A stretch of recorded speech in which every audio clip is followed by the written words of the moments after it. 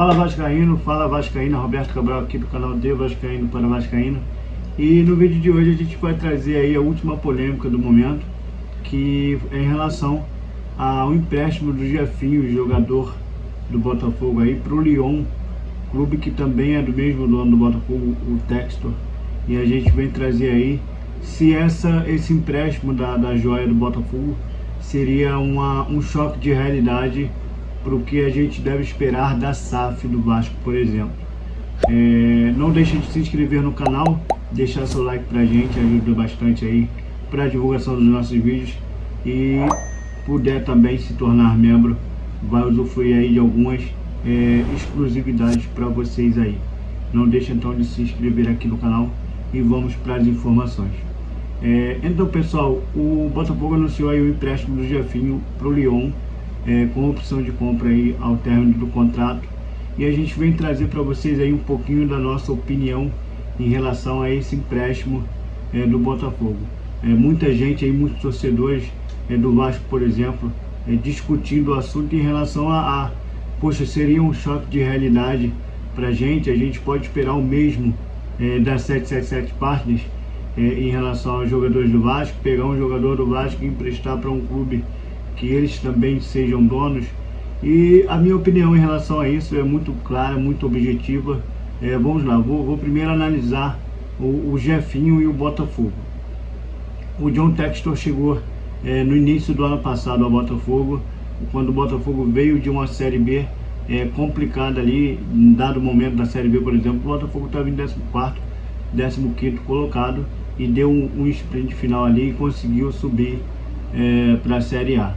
E subiu para a Série A. Quando o John Textor chega, ele faz uma reformulação completa no elenco, fez muitas contratações, um investimento pesado, legal, que eu gostei até. E hoje o Botafogo tem essa revelação que é o Jefinho, e o John Textor também é dono do Lyon, adquiriu parte do Lyon aí há pouco tempo, e pegou e emprestou o Jefinho para o Lyon, com opção de compra para o Lyon ao fim do contrato. E as pessoas perguntam, poxa, então a realidade é essa, do investidor pegar o jogador e municiar os clubes europeus que eles são donos? Eu acho que a gente primeiro tem que ter um choque de realidade do que era o Vasco e do que era o Botafogo, por exemplo, os dois principais focos de objetivo nosso aqui. Qual é a realidade do Botafogo e do Vasco? Qual era a realidade do Botafogo e do Vasco antes dos investidores chegar? Se o John Textor não chega no Botafogo, o Botafogo cairia de forma iminente. Era Chay e companhia, o time do Botafogo. Então era inevitável que o Botafogo iria cair novamente. Em 2023 o Botafogo estaria na Série B novamente. Agora vamos imaginar o seguinte: o Jefinho, surge essa revelação despontando no time do Botafogo com Chay e companhia. Qual seria o desenvolvimento da carreira desse jogador? Ele teria tanto destaque igual está tendo? Ele teria esse alarde todo? O Jefinho seria vendido por 1 milhão, 2 milhões para pagar o cloro da piscina do Botafogo. Essa é a realidade. Só que o torcedor não entende às vezes o que o torcedor pensa. Porra, o Jefinho, a gente tá falando do Jefinho, eu tô falando do Pelé. Em dado momento eu confundi também, eu fiquei confuso em relação de quem a gente estava falando.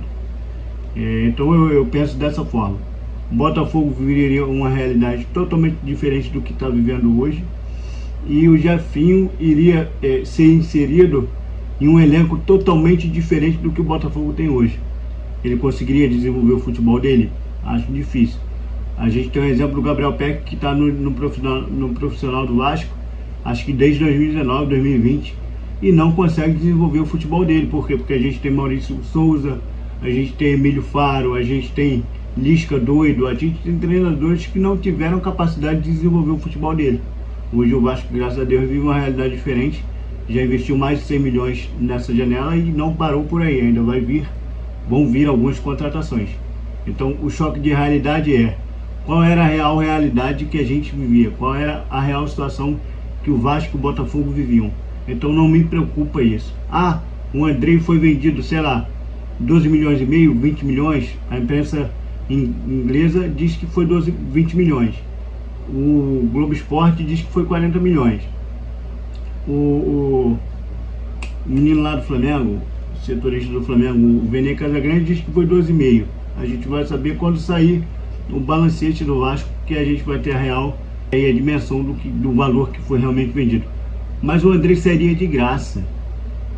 O Andrei foi feito um acordo de cavalheiros entre o Vasco e o Bertolucci para que fosse feita a renovação do Andrei, mas que quando viesse uma proposta de um gigante europeu, ele seria vendido e o Vasco não tinha muito o que fazer. Ele foi um acordo de cavalheiros para o Vasco conseguir fazer a renovação e ter ali uma compensação financeira, que a gente só vai ter dimensão do valor que foi quando sair o balanço financeiro do Vasco desse ano.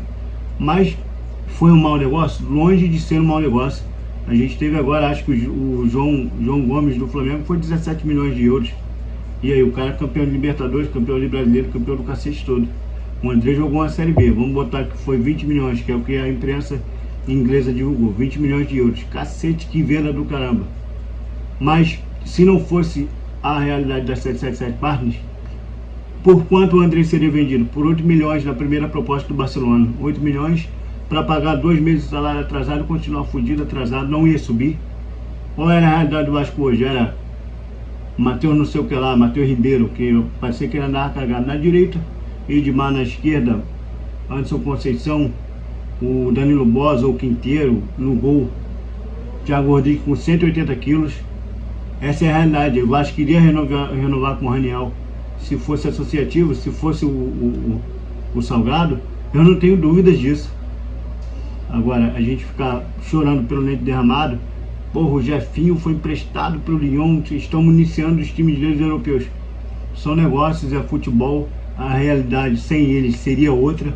Então, a gente tem que estar atento sim para a forma como vão tocar o futebol Vasco, mas não me preocupa a forma que a 777 tem gerido o Vasco.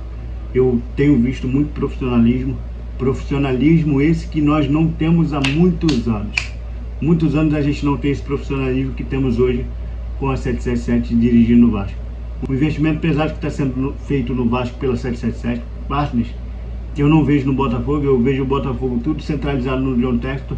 Eu vejo duas administrações completamente diferentes, mas quando a gente fala em relação a emprestar jogadores para outros clubes europeus deles, não me preocupa isso. Eu acho que isso não deveria ser uma preocupação do torcedor do Botafogo e muito menos do Vasco, porque a realidade que vivemos hoje é uma realidade completamente do que vivíamos há pouco tempo atrás, com administrações associativas que minavam o clube. O Botafogo e o Vasco estavam fadados a acabar, a ficar nessa Série A, Série B, Série A, Série B, cair para uma Série C.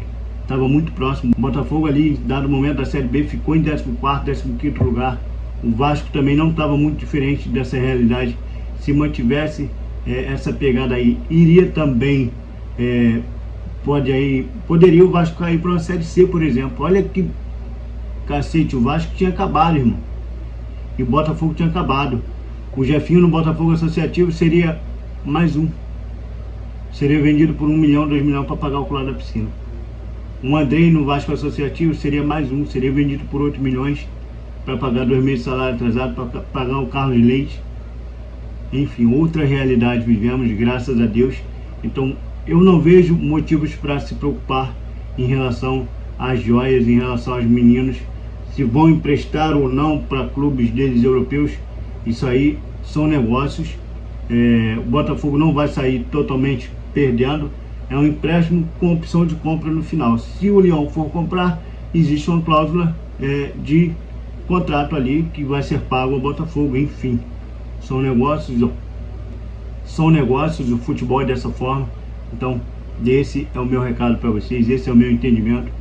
Deixa aqui no comentário o que você acha em relação a isso aí. Pessoal, não deixa de se inscrever no nosso canal, deixar aquele like que vai ajudar bastante a gente aí para a divulgação dos nossos vídeos, e também, se possível, se torne membro aí para ter experiências exclusivas. Mais um vídeo do canal de Vascaíno para Vascaíno. Não deixa de se inscrever. Forte abraço, saudações vascaínas aí.